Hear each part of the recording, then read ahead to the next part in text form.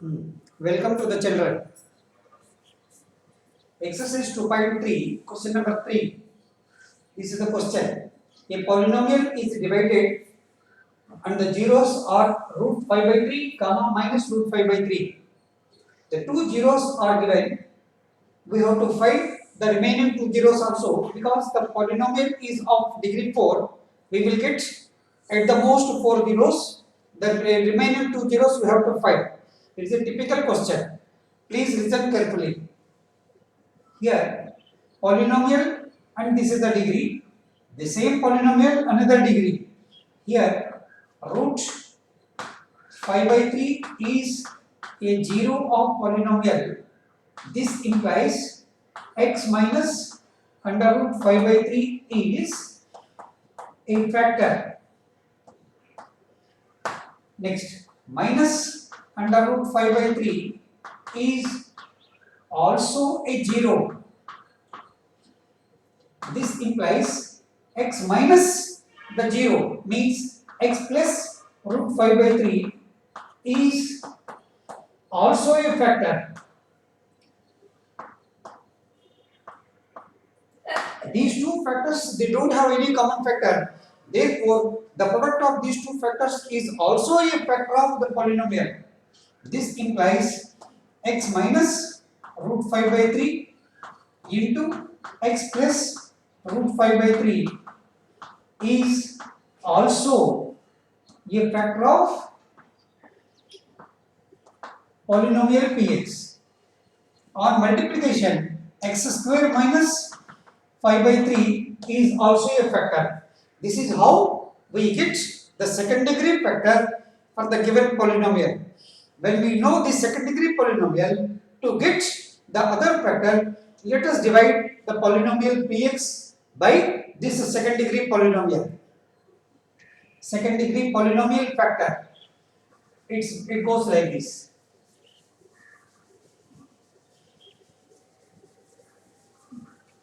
Division part. 3x to the power 4 plus 6x cube minus 2x square minus 10x minus 5 divided by x square minus 5 by 3. We can do like this, but the better method. Here, if a polynomial is having the two factors, example, quadratic polynomial x minus alpha and x minus beta, where alpha and beta are the zeros of polynomial. Polynomial px is with constant k. As per my previous video or basics for this question, here k, in case alpha and beta, the two zeros are not fractions, say integers, then k is equal to 1. If alpha and beta are not the integers, then to make the polynomial with all integral coefficients, we have to give a suitable value to this k. K is in general any real value, any real number, maybe it is 1 most of the cases, or in case of rational zeros, k value is the LCM of the denominator of this alpha and beta values. Okay, now here this polynomial is having all integral coefficients.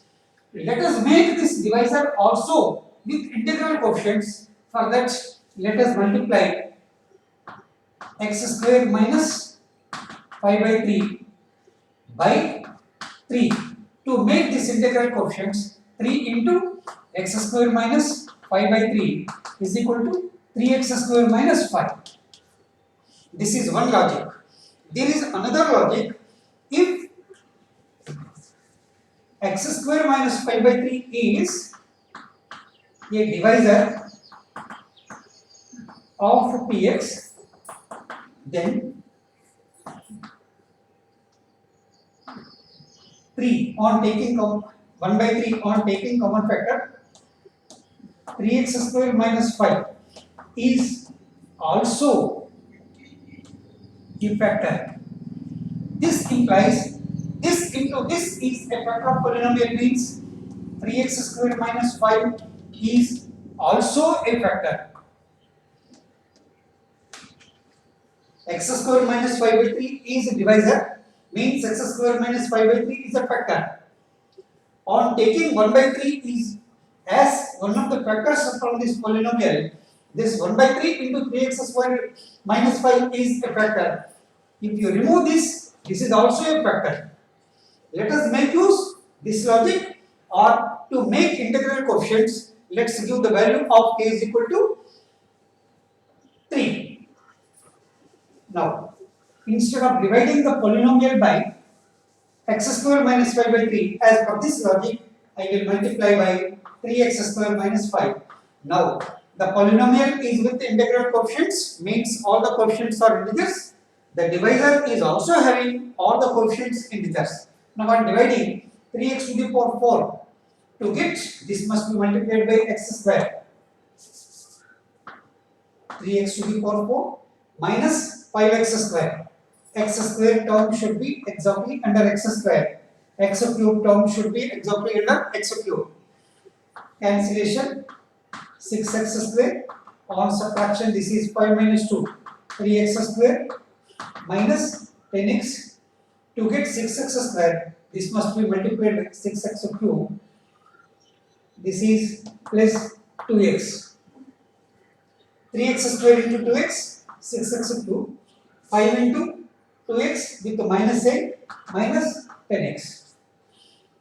This is 3x square minus 5. To get this, multiply here by 1. The next term in the quotient is a plus 1. 1 into 3x square, 3x square, 1 into minus 5, 0. We know that it is a factor. On dividing, it is compulsory that we have to get 0 at the end. We got 0, and this is the quotient. This quotient is the other factor of the polynomial from which we have started. Here, to this, the quotient, let us find the factorization. X square minus plus 2x plus 1, factors create x square plus x plus 1. Whenever we divide the middle term into the sum of two equal parts, exactly we will get a perfect square. Here, x into x plus 1 plus 1 into x plus 1. This is x plus 1 into x plus 1, or say x plus 1 whole square. Either you say x plus 1 whole square or x plus 1 into x plus 1. Let's write polynomial px with all factors constant k into the given two zeros are under root 5 by 3, under root minus under root 5 by 3. From this, x minus root 5 by 3, x plus root 5 by 3. The other two zeros from this factorization, x minus 1, x plus 1 into x plus 1.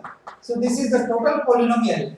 Here the polynomial is with integral coefficients. Here also to make, here k value is to be given minimum 3.